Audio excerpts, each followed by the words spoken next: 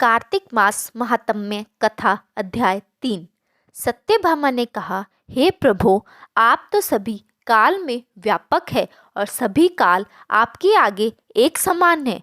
फिर यह कार्तिक मास ही सभी मासों में श्रेष्ठ क्यों है? आप सब तिथियों में एकादशी और सभी मासों में कार्तिक मास को ही अपना प्रिय क्यों कहते हैं? इसका कारण बताइए। भगवान श्री कृष्ण ने कहा, हे भामिनी, तुमने बहुत अच्छा प्रश्न किया है। मैं तुम्हें इसका उत्तर देता हूँ, ध्यान पूर्वक सुनो। इसी प्रकार एक बार महाराज बेन के पुत्र राजा पृथु ने प्रश्न के उत्तर में देवर्षि नारद से प्रश्न किया था और जिसका उत्तर देते हुए नारद जी ने उसे कार्तिक मास की महिमा बताते हुए कहा, हे राजन, एक समय शंख नाम का एक राक्षस बहुत बलवान एवं अत्याचारी हो गया था। उसके अत्याचारों से तीनों लोकों में त्राही त्राही मच गई। उस शंखासुर ने स्वर्ग में निवास करने वाले देवताओं पर विजय प्राप्त कर इंद्रादि देवताओं एवं लोकपालों के अधिकारों को छीन लिया। उससे भयभीत होकर समस्त देवता अपने परिवार के सदस्यों के साथ सुमेरु पर्वत की गुफाओं में बहुत दिनों तक छिपे रहे। तत्पश्चात वे निश्चिंत होकर सुमेरु पर्वत की गुफाओं में ही रहने लगे। उधर जब शंखासुर को इस बात का पता चला कि देवता आनंद पूर्वक सुमेरु पर्वत की गुफाओं में निवास कर रहे हैं, तो उसने सोचा कि ऐसी कोई दिव्य शक्ति अवश्य है जिसके प्रभाव से अधिकारहीन यह देवता अभी भी बलवान है। सोचते सोचते वह इस निर्णय पर पहुंचा कि वेद मंत्रों के बल के कारण ही देवता बलवान हो रहे हैं। यदि इनसे वेद छीन लिया जाए तो वे बलहीन हो जाएंगे। ऐसा विचार कर शंखासुर ब्रह्मा जी के सत्यलोक से शीघ्र ही वेदों को हर लाया। उसके द्वारा वेदों को ले जाए जाने के भय से उसके चंगुल से निकल भागे और जल में समा गए। शंखासुर ने वेद मंत्रों तथा बीज मंत्रों को ढूंढते हुए सागर में प्रवेश किया, परंतु न तो उसको वेद मंत्र मिले और ना ही बीज मंत्र।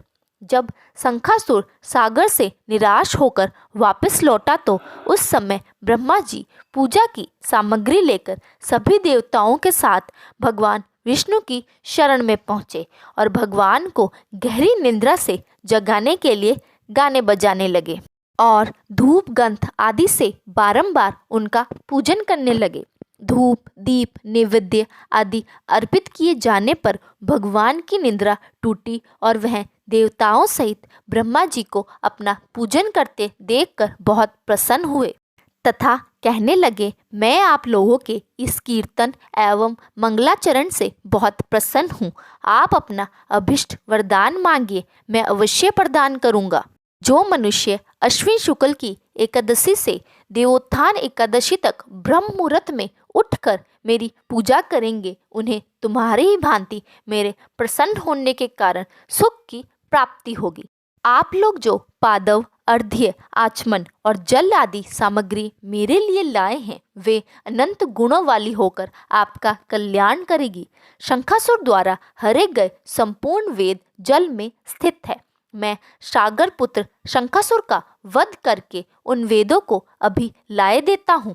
आज से मंत्र बीज और वेदों सहित मैं प्रतिवर्ष कार्तिक मास में जल में विश्राम किया करूँगा। अब मैं मत्स्य का रूप धारण करके जल में जाता हूँ। तुम सब देवता भी मुनीश्वरों सहित मेरे साथ जल में आओ। इस कार्तिक मास में जो श्रेष्ठ मनुष्य प्रातःकाल स्नान करते हैं, वे सब यज्ञ के अभ्यर्थ स्नान द्वारा भली भांति नहा लेते हैं। हे देवेंद्र, कार्तिक मास में व्रत करने वालों को सब प्रकार से धन पुत्र पुत्री आदि देते रहना और उनकी सभी आपत्तियों से रक्षा करना। हे धनीपति कुबेर, मेरी आज्ञा के अनुसार तुम उनके धन धान्य की वृद्धि करना, क्योंकि इस प्रकार का आचरण करने वाला मनुष्य मेरा रूप धारण करके जीवन मुक्त हो जाता है। जो मनुष्य जन्म से लेकर मृत्यु पर्यंत विधि पूर्वक इस उत्तम व्रत को करता है, वह आप लोगों का भी पूजनीय है। कार्तिक शुक्ल पक्ष की एकादशी तिथि को तुम लोगों ने मुझे जगाया है, इसलिए यह तिथि मेरे लिए अत्यंत प्रीतिदायिनी और माननीय है।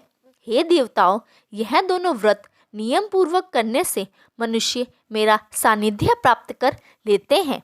इन व्रतों को करने से जो फल मिलता है वह अन्य किसी व्रत से नहीं मिलता। अतः प्रत्येक मनुष्य को सुखी और निरोग रहने के लिए कार्तिक महात्म्य और एकादशी की कथा सुनते हुए उपयुक्त नियमों का पालन करना चाहिए।